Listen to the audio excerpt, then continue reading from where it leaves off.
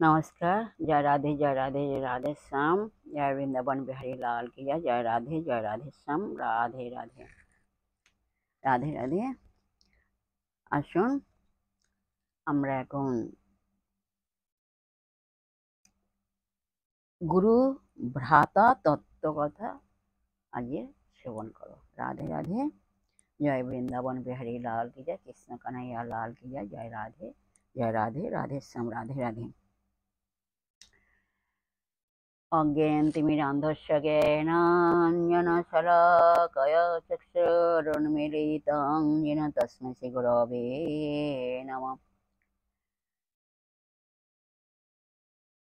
हे कृष्ण करुणा सिन्धु दीनबन्धु जगत्पते गोपेश गोपिकान्त राधाकान्त नमस्तुते। तप्तकाञ्चनं गौराङ्गीं रङ्गिणीं प्रमदाकृतिं वृषभानुसुतं वन्दे বৃন্দাবনবিলাসিনীं।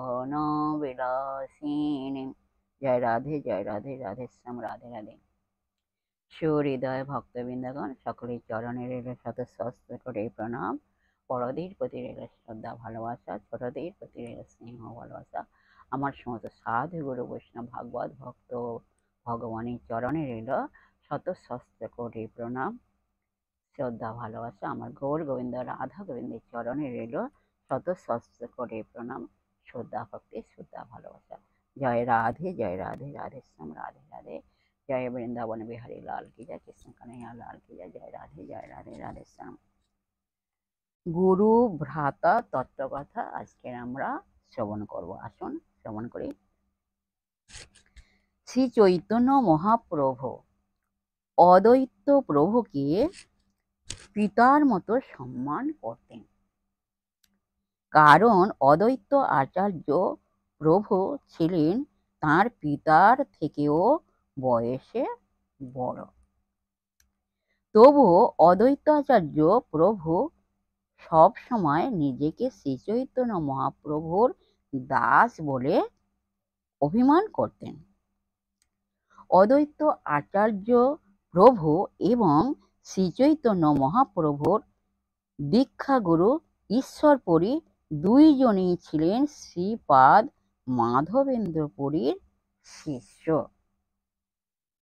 মাধবেন্দ্রপুরী ছিলেন নিত্যানন্দ প্রভুর গুরু। নিত্যানন্দ প্রভুর গুরু।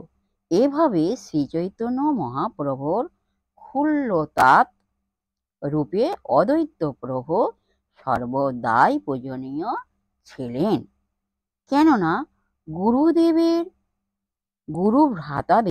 গুরুদেবের মতোই সম্মান করা উচিত। এই সমস্ত কারণে শ্রী চৈতন্য মহাপ্রভু অদ্বৈত আচার্য প্রভুকে গুরুর মতো সম্মান করতেন।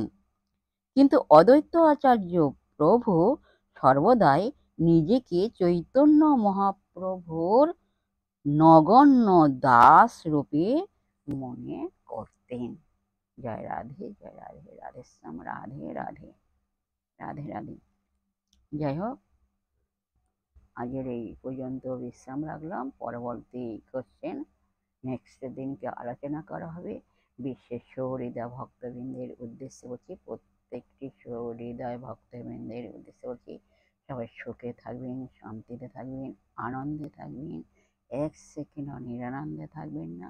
সদা সর্বদাই সুখে শান্তিতে আনন্দে জীবনযাপন করবেন, আর মুখকে মলিন করে থাকবেন না। আর নিজ নিজ পিতামাতাকে ভালোবাসবেন, শ্রদ্ধা করবেন, ভক্তি করবেন।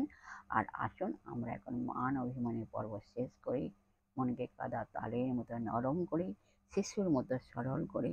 আসুন মনের মধ্যে অহংকার ত্যাগ করে আসুন আমরা এখন রাধা নাম কীর্তন করি। জয় রাধে জয় রাধে শ্যাম। রাধে রাধে।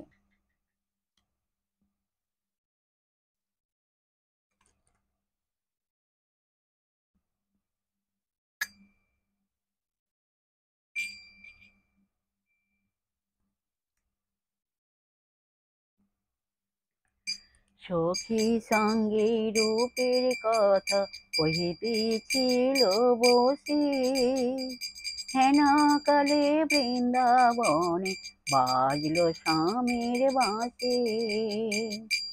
সখী সঙ্গে রূপের কথা কহিতেছিল বসে। হেন কালে বৃন্দাবনে বাজলো স্বামীর বাঁশি। হেন কালে বৃন্দাবনে বাজলো স্বামীর বাঁশি।